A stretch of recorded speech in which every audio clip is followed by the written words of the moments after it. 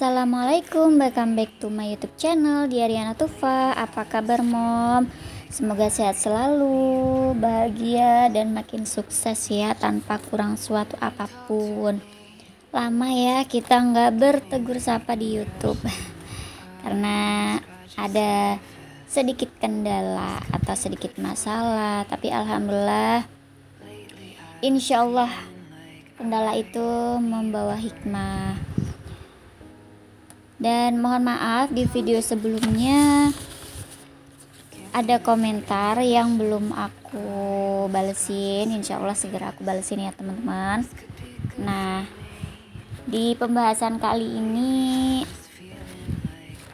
aku mau membahas hal-hal sepele yang bikin dompet kita itu kurus. Hal yang mungkin sering kita lakukan tapi tidak kita sadari bahwa hal sepele tersebut menjadi penyebab keuangan kita itu gagal total, berantakan, boncos, sekarat sebelum waktunya. Maksudnya sebelum menjelang hari H gajian ya moms. Belum sampai waktunya gajian, uang anggarannya sudah amburadul entah kemana, dan akhirnya saling selepet, saling tikung gitu ya. Yang lebih parah lagi kalau sampai berhutang. Astagfirullah, jangan sampai ya moms. Apa aja sih hal-hal sepele tersebut? Yaitu poin pertama, tapi sebelumnya aku mau sapa teman-teman dulu nih yang baru bergabung atau baru nemuin channel aku. Halo, salam kenal. Perkenalkan, aku Nana.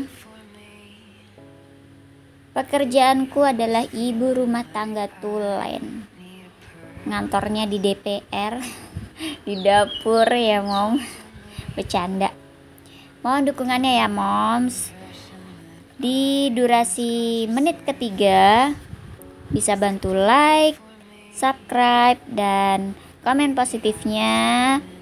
Jangan lupa aktifkan juga tanda lonceng notifikasinya supaya tidak ketinggalan video-video terbaru dari aku. Lanjut kembali ke pembahasan. Apa aja sih hal-hal sepelenya? Poin pertama yaitu keseringan mampir ke minimarket. Nah, perlu digarisbawahi nih, minimarket. Kenapa kok minimarket? Karena nih misalnya tujuan awal beli sampo, udah nyampe minimarket nih ya bun, si tangannya nggak sadar comot cemilan, comot ini, comot itu. Anggarannya cukup 10.000, jadi nggak cukup tuh 10.000, dan akhirnya over budget dong. Poin kedua yaitu tarik tunai di ATM bank lain. Kalau tidak kepepet jangan ya mom, karena tarik tunai di ATM yang beda bank itu administrasinya lumayan. Setahu aku atau yang pernah aku alamin, satu kali transaksi biaya administrasinya itu Rp6.500. Mungkin di bank lain mungkin beda gitu ya, atau mungkin sama, kurang paham juga. Nah sekarang coba bayangkan kalau dalam waktu 1 bulan kita itu tarik tunai di ATM bank yang berbeda 10 kali aja, 6.500 dikalikan 10 kali, lumayan tuh bun, bisa buat beli bakso 1 RT. Ngadi-ngadi ya buat 1 RT. Bercanda moms. Poin ketiga, keseringan beli air mineral dalam kemasan kecil. Kalau sekilas air mineral kemasan kecil itu murah, padahal itu mahal loh mom. Kalau keseringan, mari kita berhitung mom, kayak anak sekolah aja ya berhitung ya. Gini loh, air mineral kemasan kecil itu kan harganya 3.000 per botol. Misalnya dalam 1 hari kita beli 5 kali kemasan kecil tersebut 5 dikali 3 itu 15.000. Tapi kalau kita beli yang kemasannya gede sekalian itu harganya cuma 8.000. Selisihnya berapapun 7.000. 7.000 itu bisa buat keperluan yang lain atau kita tabung. Yang keempat, skip penggunaan kartu kredit kalau tidak penting. Kenapa? Karena kartu kredit yang bersarang di dompet kita itu membuat kita selalu berpikir, bisa pakai kredit ini kalau duitnya kurang. Nggak tahu aja akhir bulan tagihannya bengkak, bikin dompet itu mengalami luka tak berdarah di akhir bulan. Pusing kan kalau udah kayak gitu. Poin kelima, siapkan nominal cash sesuai kebutuhan. Kenapa kita harus bawa uang cash di dalam dompet seperlunya dan jangan berlebihan? Karena biasanya nih kalau lihat di dompet itu masih ada uangnya, hajar aja belanja. Tengah bulan kepala udah pakai koyo, tempel sana tempel sini ya mom. Poin keenam, skip penggunaan tisu. Misalnya nih, kita belajar mengganti tisu itu dengan kain lap. Lap bisa dicuci, kalau tisu tidak bisa. Maaf, belepotan. Kenapa? Karena lap itu bisa dicuci, jadi nggak harus habis pakai gitu ya, seperti tisu. Dan ini juga tantangan nih buat yang males nyuci kain lap. Jadi rajin-rajin nyuci kain lap kalau ingin dompetnya nggak kurus. Poin ketujuh yaitu stop belanja berdasarkan hanya karena lapar mata gitu ya moms. Lihat ini, lihat itu, comot ini, comot itu. Pas dompetnya kurus, pusing tuh, nangis, guling-guling. Kemana duitnya? Lari kemana? Padahal duit nggak punya kaki. Yang kedelapan yaitu jangan terlalu sering scroll beranda aplikasi belanja online gitu ya maksudnya.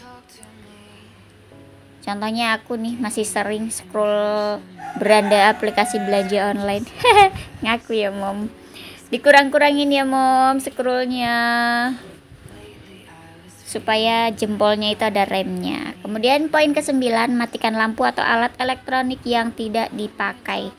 Tujuannya untuk menghemat token listrik atau meminimalisir tagihan listrik di akhir bulan. Poin ke-10 adalah bijaklah dalam menggunakan BBM. Kenapa? Karena biasanya jangan mentang-mentang BBM-nya itu full tank gitu ya mom, jalan aja terus. Tengah bulan dana darurat kegeser juga tuh, keembat juga buat beli BBM. Padahal sudah dianggarkan dan anggarannya itu pastinya insya Allah cukup. Nah itu dia ya mom, kurang lebihnya hal sepele yang bikin dompet kita itu kurus tanpa kita sadari. Dan dari situlah kita harus mengevaluasi kebiasaan-kebiasaan atau hal-hal sepele yang sering kita lakukan tersebut mom. Selamat mencoba dan semoga sukses supaya dompet kita itu nggak kurus ya mom, dan kita nggak pusing. Wah, dana darurat yang harusnya bisa masuk ke tabungan dana darurat nggak ke tabung ya mom, tapi ke embat. Sebenarnya menerapkan gaya hidup hemat itu wajib ditanamkan sejak dini atau sejak kita itu masih kecil ya moms.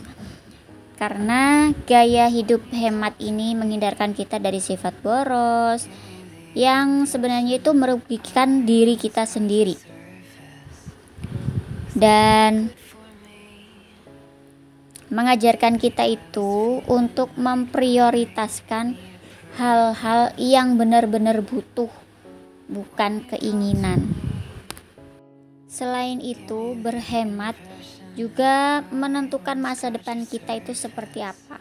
Karena kalau kita punya tabungan, hati itu tenang ya Mom, dan sewaktu-waktu kita membutuhkan dana yang mendesak pun kita tidak harus terjerat hutang karena kita punya uang tabungan yang bisa kita gunakan di saat kita ada kebutuhan mendesak. Dan kita tidak perlu menghabiskan uang atau beli barang ini itu, merek ini merek itu hanya untuk disukai atau mendapat pujian dari orang gitu ya Mom. Itu tidak penting karena kualitas hidup kita itu bukan dari barang yang kita pakai, tapi dari bagaimana cara kita memanajemen diri kita sendiri dalam mengelola keuangan. Pertama, kemudian attitude itu sangat penting ya Mom. Semahal apapun yang kita pakai, barang yang kita pakai atau brandnya seterkenal apapun, kalau attitude kita itu kurang bagus dan kita masih dikalahkan atau masih dikuasai ambisi, tidak bisa memanage diri kita sendiri, itu lebih buruk dari apa yang kita bayangkan gitu ya Mom. Karena musuh terbesar dan tantangan terbesar di hidup kita itu ya mengalahkan diri kita sendiri ya Mom. Semoga sharing aku kali ini bermanfaat dan menginspirasi teman-teman semua. Ambil saja sisi positifnya dan buang jauh-jauh sisi negatifnya. Bisa menjadi referensi untuk menjadi yang lebih baik lagi dari sebelumnya. Dan aku ucapin terima kasih untuk teman-teman yang sudah klik dan nonton video aku. Untuk para senior yang selalu share video aku, promosiin video aku, semoga kebaikan teman-teman dan para senior dibalas dengan kelimpahan rezeki dan kesuksesan yang tiada tara. Akhir wakalam, wassalamualaikum, insyaallah jumpa lagi di video selanjutnya.